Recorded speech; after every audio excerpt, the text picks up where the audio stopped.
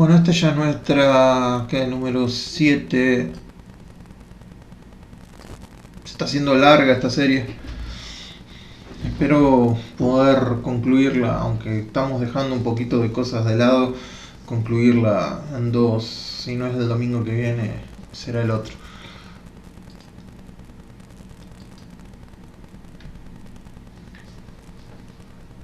Le pusimos asesor de imagen. Jesucristo es nuestro asesor de imagen para que empecemos a hacer lo que ya somos. De alguna manera, todos nosotros ya somos nuevas criaturas en Cristo. Las cosas viejas pasaron y aquí son todas hechas nuevas. Y el mismo término de algo nuevo es algo que no conocemos. Si no, no es nuevo. Si ya lo conocemos más o menos, ya es viejo. Entonces, si Dios hizo algo todo nuevo, completamente nuevo, es algo que tenemos que experimentar constantemente. Y esa experiencia de lo nuevo solo va a venir en un contacto con Él. Y Él lo que nos va a mostrar es lo que ya somos. Eso nuevo que ya hizo en nosotros, que todavía nosotros no lo entendemos a veces o no lo sabemos, es lo que Él va a mostrarnos. No está haciendo algo nuevo, ya somos algo nuevo. Lo que tenemos que hacer ahora es entenderlo, experimentarlo, vivirlo de la mano de Él. Y necesitamos este asesor de imagen, Jesucristo, el que nos va a llevar a esa verdad, el que ya caminó por ese camino, el que ya comenzó y finalizó esa obra, el autor y consumador. Él es el que nos camina. Y bueno, nos ayuda a caminar. El final de la película, esto es todo, amigos. El final de la película, ¿se acuerdan del chanchito que apareció? Soy tan antiguo yo que... Esto es todo, amigos. Ay, Dios. El final de la película es este, y hoy me voy a dar un gustito personal, una versión que a mí me encanta, es la versión J.B. Phillips. Dice así, Apocalipsis 1, del 4b al 6.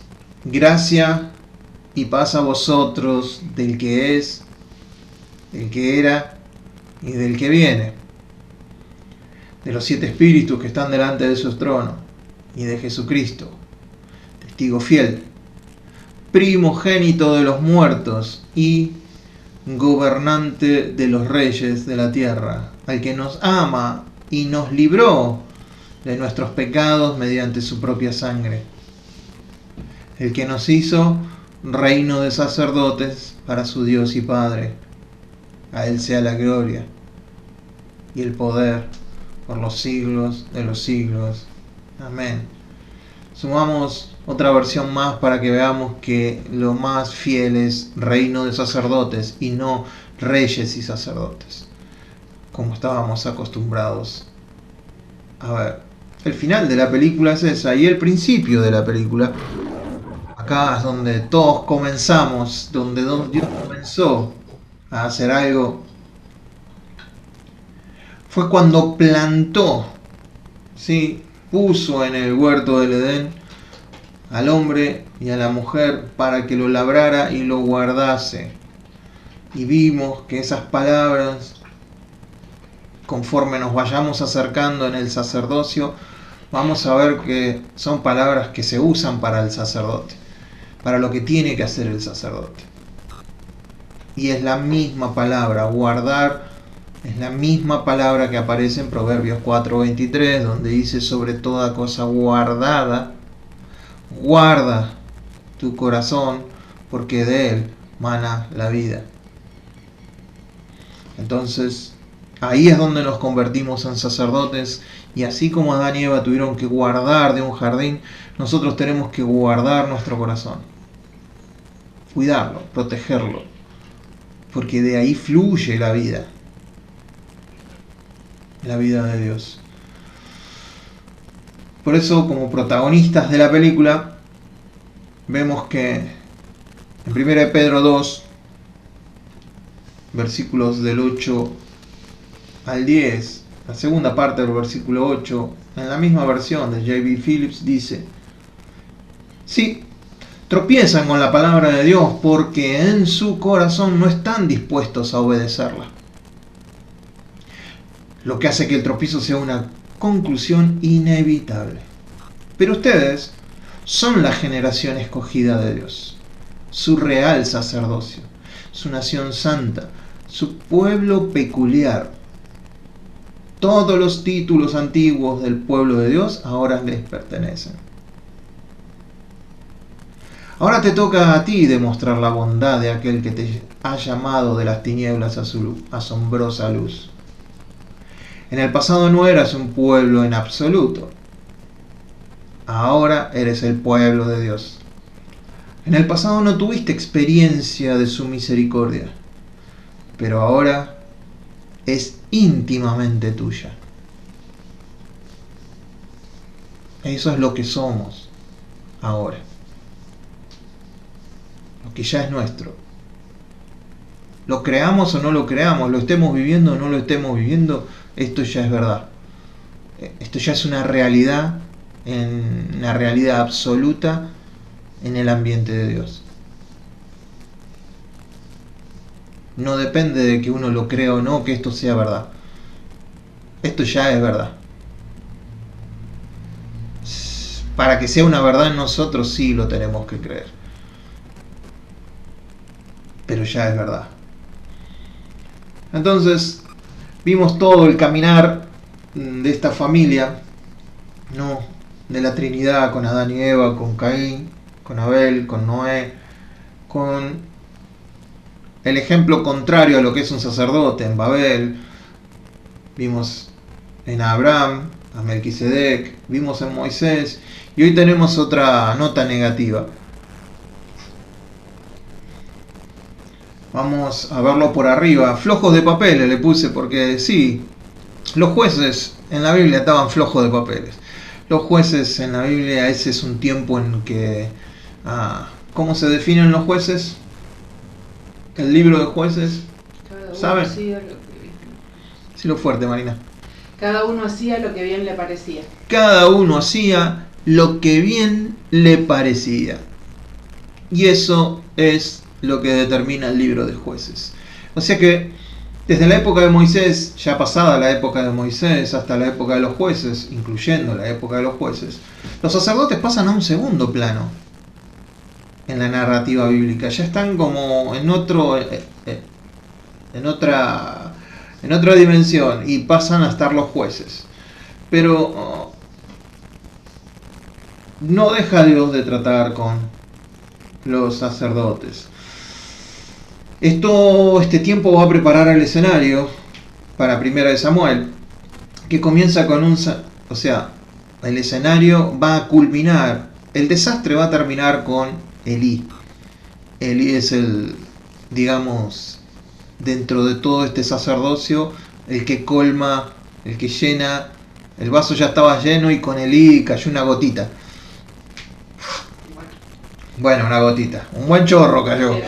Era bastante gordito, así que es lo que dice la Biblia. Sus dos hijos son pero tan corruptos, o más corruptos que cualquiera de los sacerdotes que hayan existido en los tiempos de jueces. Se robaban la ofrenda de la gente y en el mismo tabernáculo se acostaban con mujeres. O sea, estos dos nenes de papá eran hijos del sumo sacerdote, oficiaban en el tabernáculo y robaban las ofrendas. Acuérdense, el tabernáculo de reunión, donde la misma presencia de Dios estaba. Esta gente no tenía temor de Dios. Robaban las ofrendas y de alguna manera se acostaban con mujeres. En el tabernáculo ya era... Cada uno hacía lo que bien le parecía. Vamos a leer cómo culmina esto. 1 Samuel capítulo 2, versículo 27 al 36. Y vino un varón de Dios a Elí y le dijo: Fíjense, ¿no? Sumo sacerdote, que supuestamente es el nexo entre Dios y la gente. Tan bajo había caído que alguien tiene que venir a decirle algo de Dios. Porque él ya parece que no tiene conexión con Dios. Aunque tenga el oficio, aunque esté en el lugar, eso no significa nada. Y vino un varón de Dios a Elí y le dijo: así ha dicho Jehová, ¿no me manifesté yo claramente a la casa de tu padre cuando estaban en Egipto, en casa del faraón? Qué preguntita, ¿no? Yo, si hubiera sido Elí, creo que me tienen que cambiar el pañal ahí nomás. Sí, la respuesta es sí. Sí, Dios. Y yo le escogí por mi sacerdote entre todas las tribus de Israel. A los levitas, ¿no? Pero también leímos que todo el pueblo de Israel era un sacerdocio, pretendía a Dios que sea un sacerdocio para las naciones de la tierra. Yo le escogí por mi sacerdote entre todas las tribus de Israel para que ofreciese sobre mi altar y quemase incienso y llevase efod delante de mí. Era el representante del efod, las 12 tribus puestas en la pechera, estaba delante de Dios. Y di a la casa de tu padre todas las ofrendas de los hijos de Israel. ¿Por qué habéis hollado mis sacrificios y mis ofrendas que yo mandé ofrecer en el tabernáculo, y has honrado a tus hijos más que a mí, engordándoos de lo principal de todas las ofrendas de mi pueblo Israel? ¿Por qué pisaste? Hollaste es pisar, es menospreciar, es no tener en cuenta. Si pisás algo es porque la verdad no te importa mucho. Y eso es lo que está diciendo Dios. ¿Por qué mis ofrendas que yo te mandé, esto que vos eras el representante, yo lo llamé para que... ustedes lo tienen por nada? ¿Te importa más lo que hacen tus hijos? ¿Te importa llenarte la panza de esto que ahora se ha convertido en tu trabajo, en tu deseo? Y lo peor que hizo Elí fue que no amonestó a sus hijos, ¿no? No los amonestó de ninguna manera, aunque estaban mal. Entonces acá ocurre, si se quiere, el peor desastre. Yo había dicho que tu casa y la casa de tu padre andarían delante de mí perpetuamente. Y acá vendría un pero dice, es lo mismo. Mas ahora ha dicho Jehová, nunca yo tal haga. Primero va a ser perpetuo. Mira, mi deseo es que esto sea perpetuo. Pero ustedes, mirá cómo están. Así que nunca yo tal haga, porque yo honraré a quienes. ¿A quién va a honrar Dios? A los que me honran. Y a los que me desprecian serán tenidos en poco. ¿Lo puedo leer otra vez? Para que meditemos en esto. Yo honraré, dice Dios, a los que me honran. La honra es lo que uno dice de alguien, lo que uno piensa de alguien. Los que me desprecian serán tenidos en poco. He aquí vienen días en que cortaré tu brazo y el brazo de tu casa, de tu padre, y el brazo de la casa de tu padre, de modo que no haya anciano en tu casa. Si había algo duro para un israelita, para alguien del oriente, es que no hubiera descendencia, que su nombre se perdiera. Así que ya no habrá anciano en tu casa, verás tu casa humillada. Acuérdense, la honra era mucho más importante que otra cosa en estos pueblos. Entonces la casa humillada, todo el nombre de ellos humillados, y con ellos el nombre de Leví. No solamente ellos, el padre y los hijos, sino todo, humillados por la conducta de ellos. Mientras Dios colma de bienes a Israel, y en ningún tiempo habrá anciano en tu casa. El varón de los tuyos que yo no corte de mi altar Será para consumir tus ojos y llenar tu alma de dolor. Y todos los nacidos en tu casa morirán en edad viril, o sea, en edad de reproducción, en una edad temprana. Y te será por señal. ¿Cuándo va a ocurrir esto? Va a haber una señal cuando esto ocurra. Esto acontecerá a tus 2 hijos. Los 2 hijos de Elí eran Ofni y Finés. Ambos morirán en un día. Esa era la señal de que ya Dios no iba a tener nada que ver con la casa de Leví. En un solo día los 2 hijos iban a morir. Qué malvado Dios, ¿no? Matar 2 hijos. Pero estos 2 se las traían. Fornicar literalmente en el tabernáculo.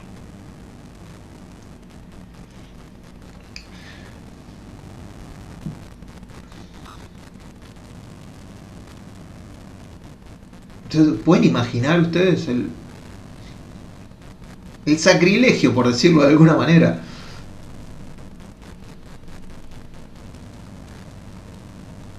De vos tener una relación con otra persona sexual en el mismo lugar en donde la presencia de Dios venía, y vos como el encargado de oficiar en ese lugar. ¿Pueden hacerse la idea de eso?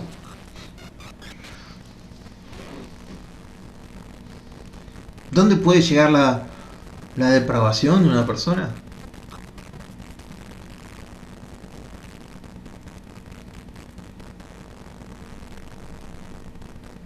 Quizás ahora en lo material lo vemos y es sumamente deplorable la acción que ellos hacían. Pero acuérdense que nosotros somos templo del Espíritu Santo. Y entonces, a veces podemos llegar a hacer lo mismo que hacen ellos. Somos sacerdotes como ellos. Y el templo es nuestro corazón.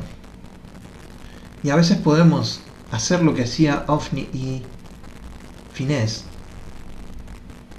en nuestro corazón. Y entonces nos debería dar la misma bronca que nos da cuando pensamos que estos 2 hacían eso en el tabernáculo. Nos debería dar el mismo disgusto.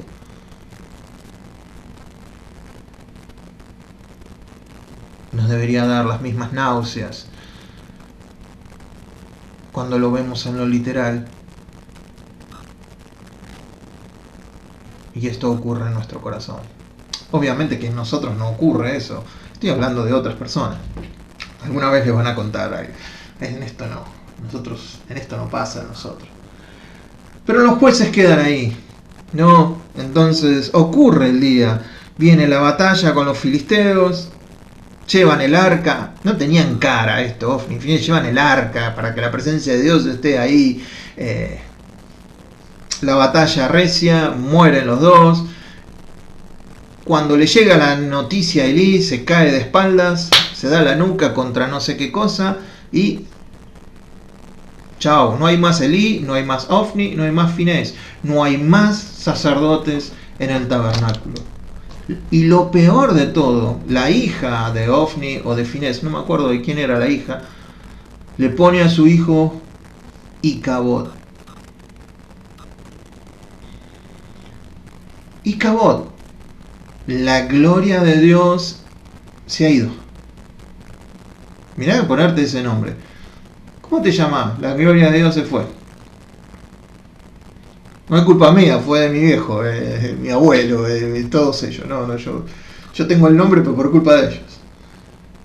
Pero lo peor de todo, ¿por qué le pone este nombre? Porque el arca del testimonio fue apresada por los filisteos. Se la llevaron. Se llevaron el mismo mueble en donde la presencia de Dios estaba. Y ahora Dios está prisionero de los filisteos. ¿Se la creen ustedes? Dale. Dios Dios prisionero. Si llevan el arca ya tenían al Dios de Israel, lo tenían con ellos.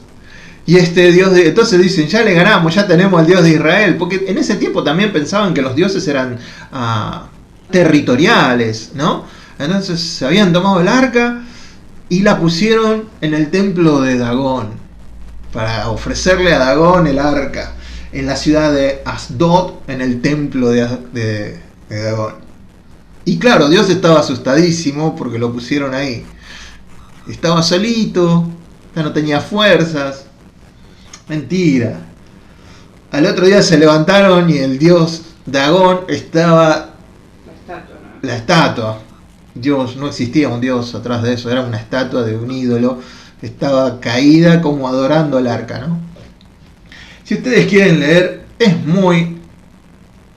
A mí me causa gracia ver todo lo que pasa alrededor de Dios y lo que le pasa a los filisteos, aunque es muy tragicómico porque muere mucha gente en todo esto, y entonces lo pasan a distintas ciudades. Dios está en la tierra de los filisteos 7 meses y no saben qué hacer con el arca porque el arca les hace un desastre en todos lados ¿dónde está? Entonces, ¿qué hacen? Deciden, ¿qué haremos con esto? Entonces los sacerdotes de los filisteos dicen, miren, agarren unos bueyes que nunca hayan sido vírgenes, pónganlo ahí y manden el arca donde se tenga que ir. En esta ciudad, en Bet-Semes, 50.070 murieron por querer mirar lo que había dentro del arca. O sea, no es Indiana Jones, esto pasó en serio. Miraron adentro del arca, 50.070 personas murieron. Dios necesita sacerdotes para cuidarse. Absolutamente, por lo menos no el Dios de la Biblia.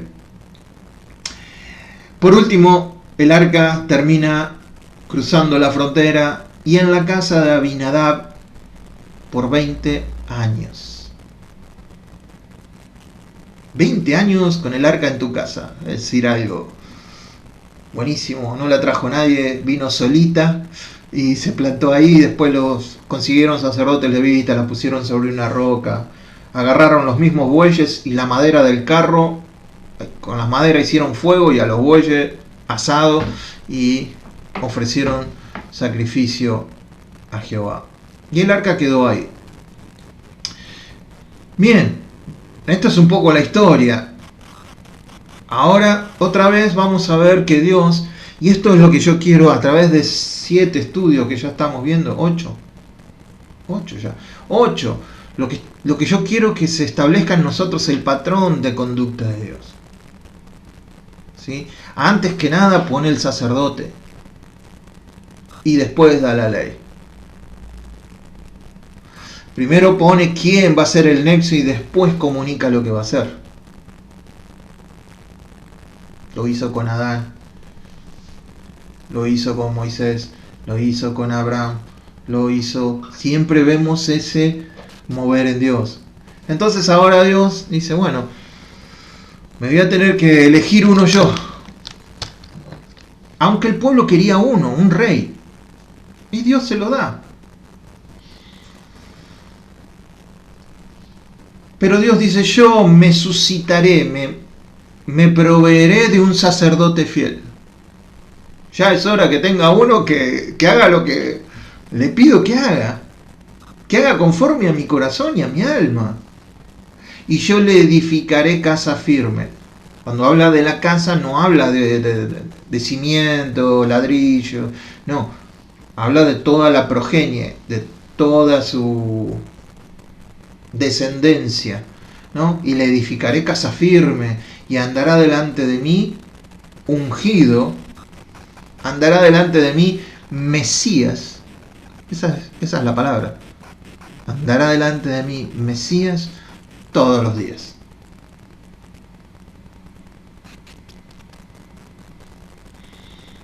Ustedes ya saben de quién estamos hablando. Y del que hubiere quedado de la casa de los otros, vendrá a postrarse delante de él por una moneda de plata, un bocado de pan, diciéndole, te ruego me agregues a algunos de tus ministerios. Esto parecen los gobernantes argentinos hoy en día, ¿no? Que están todos mendigando por un ministerio en donde sea. Agregame a un ministerio para que pueda comer un bocado de pan. Servicio. Esa palabra ministerio es guardar, cuidar. ¿Por qué no lo hicieron cuando lo tuvieron? Hay un dicho, no sé si está en la Biblia, dice que no valoramos las cosas hasta que no las tenemos. Cuando no tenemos las cosas, empezamos a valorar. Y la descendencia de Leví empezaron a valorar lo que era tener a Dios, servir a Dios, ministrar a Dios, cuando ya no lo tenían. Cuando damos por sentado cosas, cuando nos imaginamos que las cosas van a ser mucho mejor de nuestra propia manera, en vez de la manera de Dios. Entonces, acá vemos los dos elegidos, el elegido del pueblo y el elegido de Dios. Queremos un rey como las otras naciones. Bueno, quieren un rey, acá les voy a dar un rey. Pero yo después me voy a proveer de uno. Al primer rey Dios lo ayuda. Dios le muda el corazón, Dios le habla, Dios... No es que dice, este es el de ustedes, lo voy a tratar mal. No. A Saúl lo trata bien. Es Saúl el que después cambia su corazón. Entonces, siempre vamos a ver el rey a la manera del hombre y el rey a la manera de Dios. David no se equivocó nunca, era perfecto. Jamás se equivocó, por eso era un rey a la manera de Dios. ¿Es verdad eso? No. David era un rey a la manera de Dios. Porque no buscaba alabanza del hombre, sino buscaba de corazón a Dios. Con sus defectos, pero buscaba de corazón a Dios. El reinado de Saúl es un reinado desechado por Dios. En cambio el de David es un reinado eterno que se prolonga en Cristo. El reinado de Saúl está basado en la apariencia. Saúl quería aparentar. Acompañame, Samuel, que me vea el pueblo con vos, aunque sea. En cambio a David no le importaba la apariencia. Si tenía que bailar en calzones delante del arca, y a él no le importaba la apariencia. En cambio a la hija de Saúl, parece que lo traía en la sangre, sí le importó la apariencia. Entonces uno está basado en la apariencia y el otro está basado en el corazón. A Saúl cuando se lo confronta, miente. A David cuando se lo confronta, se arrepiente. Las metidas de pata que vamos a tener todos nosotros, que hemos tenido, que tenemos y que vamos a tener, van a ser confrontadas por Dios. Porque el amor de Dios está todavía interesado en nosotros. Hay que ver qué actitud vas a tomar, la de Saúl o la de David. Cuando sos confrontado por Dios, ¿qué es lo que haces? ¿Mentís? ¿Te excusás? ¿O te arrepentís? Uno es temeroso. El reinado de Saúl tiene que ver con el miedo, con el temor que van a decir a la gente, a que David sea más que él, al celo, a la vergüenza. En cambio David es un rey valiente. Más allá de sus errores, no podemos descontar una cosa con la otra, pero es un rey valiente. Va en busca de lo que Dios quiere. No vamos a tocar los otros temas de David. Lo que vamos a tocar, los que nos interesa en cuanto al sacerdocio. Y acá vemos la primera figura del rey sacerdote en David. Aunque no es de la casa de Leví, sino de la casa de Judá. Y entonces David quiere traer el arca a Jerusalén. Ya no quiere que esté más allá, quiere traerlo a la ciudad, a Jerusalén. Es un muy buen deseo el de David. Entonces ponen el arca en unos bueyes, en un carro, y la traen. Y ahora se me fue el nombre de este muchacho. ¿Cómo era? ¿Que murió? ¿Alguno se acuerda? Sí. Se me fue.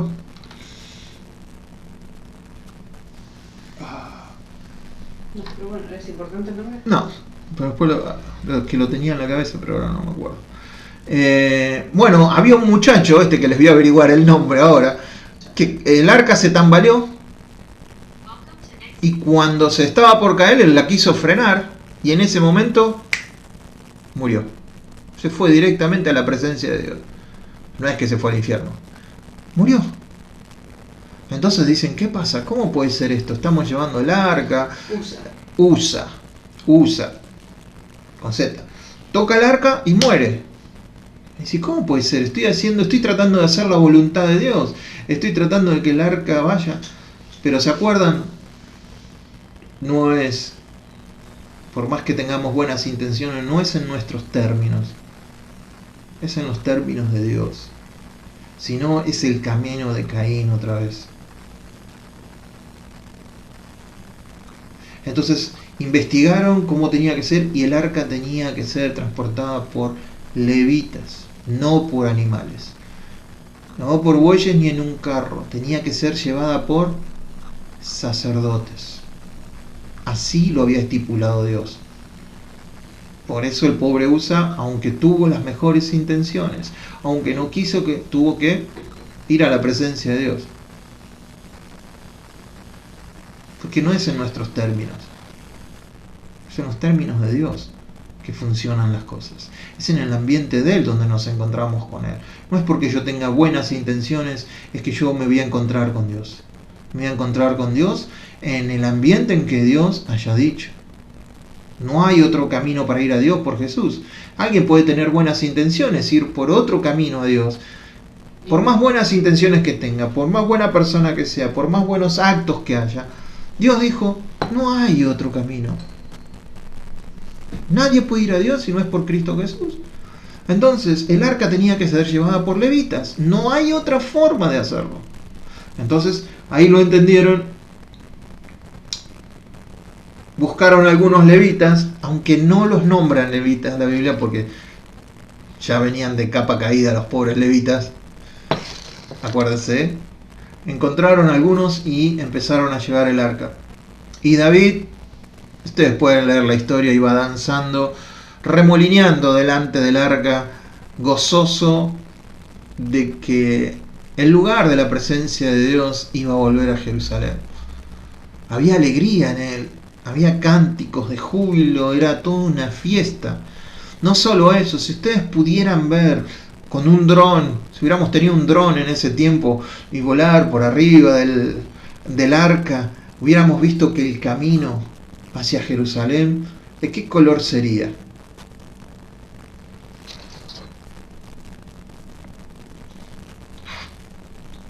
Si cada 6 pasos mataban un novillo o una vaca, ¿de qué color sería? Rojo. Más rojo imposible. Es la sangre del sacrificio, ¿no? Y la presencia de Dios viene atrás. Primero tiene que haber sangre. Después viene la presencia. Primero tiene que haber sacrificio. Después viene la unción. Lo vemos en los distintos muebles del tabernáculo. Primero la sangre, después viene la presencia. Y la sangre en nosotros ya estuvo. Hay una sangre perfecta sobre nosotros que es la sangre de Cristo Jesús. Por eso lo leímos al principio, que con su sangre nos perdonó todos nuestros pecados. Tenemos que tener en cuenta eso. Pero había júbilo, adoración. Y es un poco lo que va a hacer Dios en aquel día, en el día de Jehová. Hay un profeta menor, Sofonías. Está en la Biblia, en serio, No, en serio que está. Si lo buscan, está. Pobrecito, lo tenemos un poco olvidado, pero él habla mucho del día del Señor, del día del Señor, del día del Señor. Y cuando aquel día llegue, y a mí me encantaba ver esto, de la actitud de Dios en ese día. Dice, canta, oh hija de Sión. Da voces de júbilo, Israel, gózate. Y regocíjate de todo corazón, hija de Jerusalén. Jehová ha apartado tus juicios. Fíjense si no es ya una realidad. En ellos era algo futuro, en nosotros ya es una realidad en Cristo. Jehová ha apartado tus juicios, ha echado fuera a tus enemigos. Jehová es rey de Israel en medio de ti y nunca verás el mal. En aquel día nunca más veremos el mal. Acá nos va a tocar, pero en aquel día nunca más veremos el mal. En aquel tiempo se dirá a Jerusalén, no temas, Sión, no se debilite en tus manos. Fíjense esto. ¿Dónde está Dios en todo esto? Jehová está en medio de ti. Poderoso. Él salvará. Se gozará sobre ti con alegría. Callará de amor. Eso es para una tarjetita del Día de los Enamorados. Callará de amor. Se regocijará sobre ti. Él se va a regocijar sobre nosotros con cánticos. ¿Ven la alegría? ¿Ven el gozo de que estemos en la presencia de Dios? Y que nosotros, hasta Él se goza de que nosotros estemos en su presencia. No solo cantamos nosotros, Él también canta. Me imagino que va a callar algunas cosas que sabe de nosotros por amor, para preservar el momento. Pero era exactamente lo que pasaba en ese momento con David, llevando el arca, llevando la presencia, el arca del testimonio, el arca de reunión.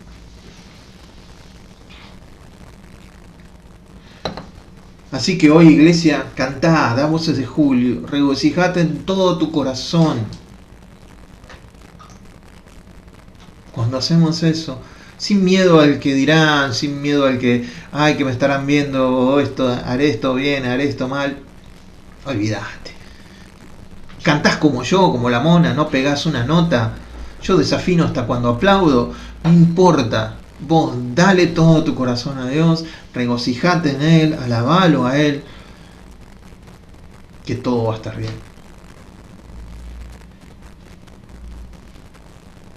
Otra vez volvemos y con esto voy terminando. Los lugares de encuentro. Desde el Edén, Dios se ha querido reunir con nosotros. Y ha establecido los lugares en donde se quiere reunir. Él lo estableció. Y Él estableció el sacerdocio. Y Él también estableció nuestro sacerdocio. Que no necesitamos a nadie para ir a Dios. Solamente a Jesús, que es el sumo sacerdote. Pero después, ¿a quién necesitamos como medio para ir a Dios? Vos me necesitas a mí como, qué sé yo, guía de la clase, de la reunión, del cara a cara. No. Vos necesitas algún pastor, necesitas algún grupo de alabanza específico, necesitas un horario específico, necesitas un lugar. No. Ya no. Porque no es que vamos a un lugar, Él ya está en nosotros. No es que hay que ir a un templo. Él ya vino a morar en nosotros. Entonces ya no hay lugares de encuentro, sino que hay un lugar de encuentro. En el caso de David, él armó el arca y le puso una tiendita, una carpa, era todo lo que había. No había lavacro, no había altar de sacrificio, no estaba el candelabro, no estaba la mesa con los panes, no estaba el mueblecito del incienso, no había nada, era una carpita y el arca. Pero en Hechos, se establece que Dios no va a armar el tabernáculo otra vez, no va a armar el templo. Lo que va a armar es, después de esto volveré y reedificaré, ¿qué cosa? El tabernáculo de David, esta tiendita portable, que está caído, ya en Hechos dice que está caído el tabernáculo de David. Y repararé sus ruinas y lo volveré a levantar. ¿A qué se referirá con que está caído? Nosotros sabemos que no es que va a levantar el tabernáculo en sí. Lo que está caído es la adoración de aquellos sacerdotes que tienen que ir a esa presencia, a ese lugar, que ahora es el corazón, en donde nos encontramos con Dios. Y David pasaba horas, si ustedes leen los salmos, pasaba horas frente al arca, pidiendo perdón, tirándose, arrodillándose, o gozándose, cantando sus victorias, o pidiéndole por los enemigos que los perseguía, sea cual sea su situación, él estaba en la presencia de Dios. Y él dice, fíjense este salmo lleno de poesía, con sus plumas te cubre. ¿Dios tiene plumas? ¿Qué es lo que estaba viendo? El arca, los querubines, la pluma de los querubines. Poéticamente está diciendo, Él te cubre con eso. Bajo sus alas hallás refugio. ¿Qué alas? ¿Dios tiene alas?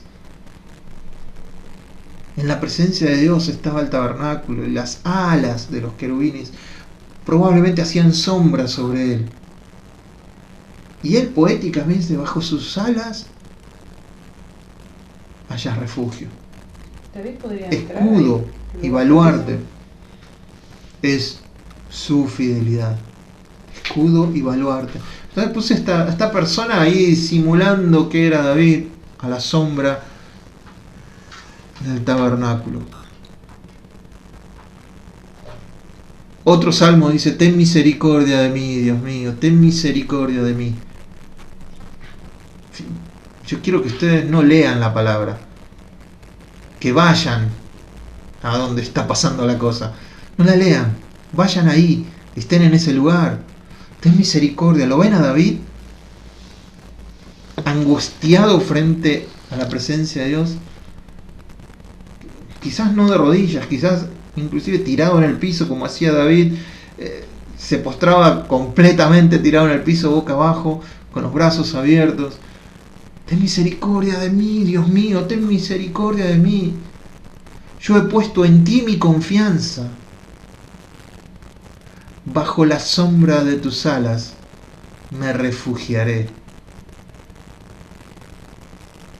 Poéticamente, ¿qué está diciendo? Voy a estar cerca de tu presencia. Dios no estaba morando dentro de David.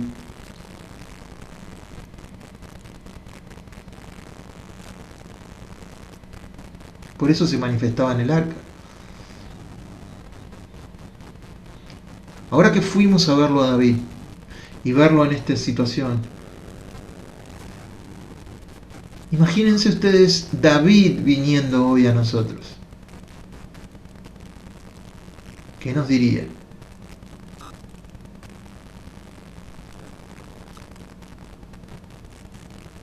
Hermano, yo me tenía que ir hasta el arca, ahí en la tierra, postrarme.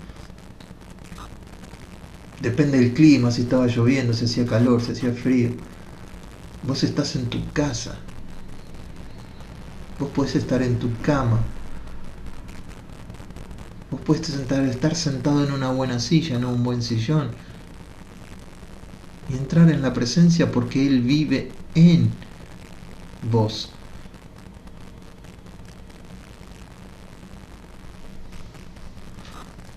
Bajo la sombra de tus alas me refugiaré hasta que haya pasado el peligro. Clamo a ti, Dios Altísimo, pues tú me favoreces. Desde los cielos vendrás en mi ayuda. Enviarás tu misericordia y tu verdad, y me librarás de mis infames opresores.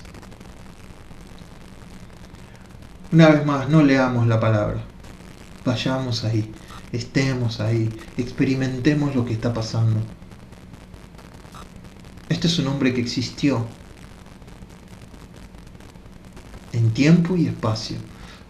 Y Dios dice, este es un varón conforme a mi corazón. Esta persona que existió, David, en tiempo y espacio, nosotros podemos entender que iba a un lugar a adorar a Dios, a buscar de Dios. Ese mismo Dios al que él adoraba en ese lugar, no es otro Dios, es el mismo Dios. Ha decidido hacer un tabernáculo. Ha decidido morar en tu corazón. Primero hizo tabernáculo en Jesús. Jesús dice, miren, yo me tengo que ir, pero no los voy a dejar solos. Voy a mandar a alguien que es como yo, para que esté en ustedes. Ese es el Espíritu Santo dentro de nosotros, igual que Jesús, pero ahora está dentro de cada uno de nosotros. Esto que nosotros podemos ver, que experimenta David, lo podemos hacer nosotros en cualquier rincón de nuestra casa.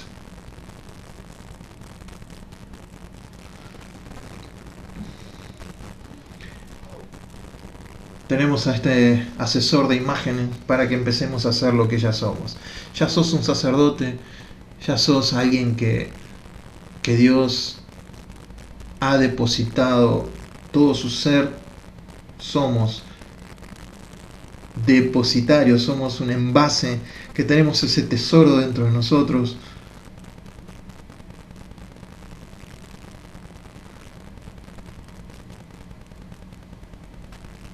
No quiero terminar con una nota negativa, ¿no? Pero no terminemos como Elí. No terminemos como Ofni, como Finés, llevando el tabernáculo y esperando que este Dios nos sirva a nosotros y me dé lo que quiero, donde quiero, como quiero. Que fornique, acuérdense, fornicar es a transar con idolatría, transar con cosas que no son Dios, poner cosas que son más importantes que Dios en nuestro corazón. No solamente sexo, incluye. Pero este tabernáculo movible que somos nosotros, que llevamos la presencia de Dios, tiene que ser respetado. Porque yo voy a honrar a los que me honran. Y a los que me tengan en poco. En esta mañana lo que quiero hacer es que medites en tu corazón que no se puede entender a Dios fuera de Dios.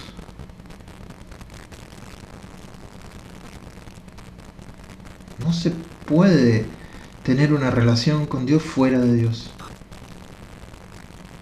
No, es inconcebible que nosotros podamos tener una relación paralela o tener una vida y después venir el domingo acá y tener una relación con Dios y terminar esto, llamemos lo que llamemos, reunión, lo que sea, y después vivir otra vida. No, somos la misma persona ahora que cuando no estamos en un culto o en una reunión o en un estudio bíblico. Somos la misma persona con el mismo Dios dentro de nosotros.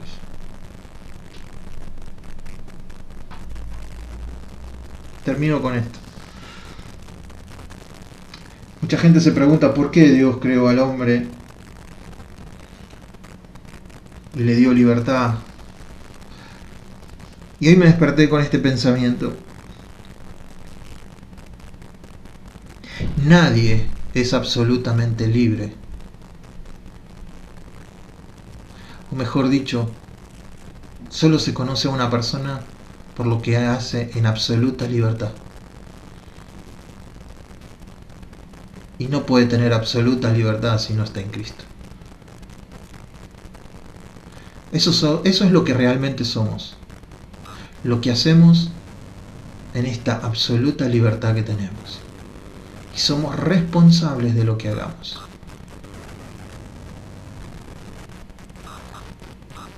Así como Adán y Eva. Otra vez, lo mismo. Estás en la presencia de Dios. No te puedes desconectar de eso. Pero vamos a dar cuentas de lo que hagamos con eso. Lo principal es que nos gocemos, que nos alegremos. Oh, hija de Sión, alégrate, gózate. El Señor ha venido a morar en vos, el Señor está en medio tuyo. Tus enemigos han sido esparcidos. Yo estoy en medio tuyo, ya saqué la tristeza, estoy en medio tuyo, te he dado la libertad que nunca antes habías tenido. Tenés acceso a mí, gozate. Canta cantos de júbilo. No es una nota triste, es una nota alegre, es como David danzaba en la presencia de Dios. Yo soy un desastre bailando, tengo 2 pies izquierdos bailando, no. Pero en la presencia de Dios me puedo gozar, me puedo alegrar. Yo los invito a que cerremos nuestros ojos en esta mañana y que esto que estamos hablando no sea solo palabra, sino que sea una realidad. Con tus ojos no puede ir a ese lugar, a ese corazón en donde está morando Dios.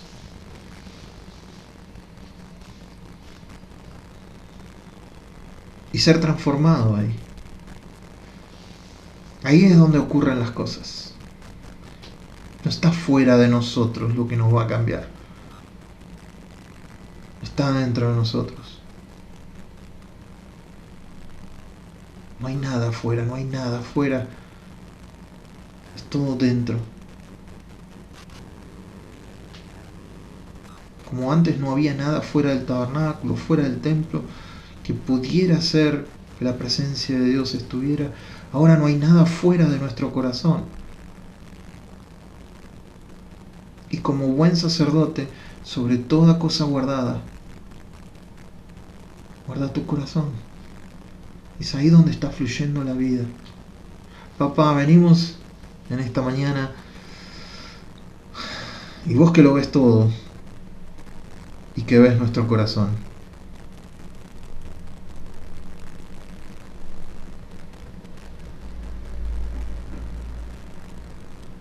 Queremos que nos muestres si hay algo que está equivocado, si hay algo que tengamos que arreglar. Que no estemos en miedo, que no estemos en temor con vos, porque venimos como hijos a nuestro papá.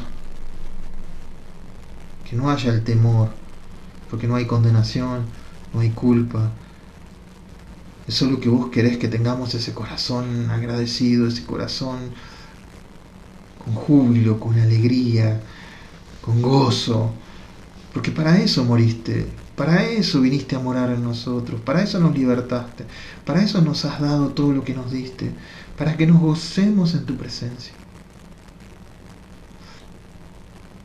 Si nosotros hemos decidido vivir nuestra propia vida, Dios, te pedimos perdón.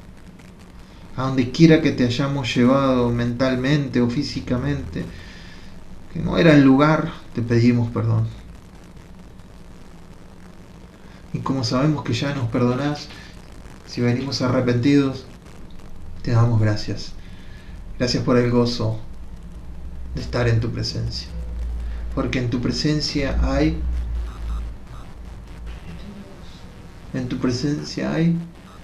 plenitud de gozo. Delicias a tu diestra. Delicias. Es una fiesta estar en la presencia de Dios. Acostumbrémonos a eso. Porque esa fiesta va a durar eternamente. Pero nosotros la podemos vivir desde ahora. Gracias te damos, Dios, en el nombre de Jesús. Amén. Y amén. Amén. Puedes decir amén ahí donde estás, decir gloria a Dios.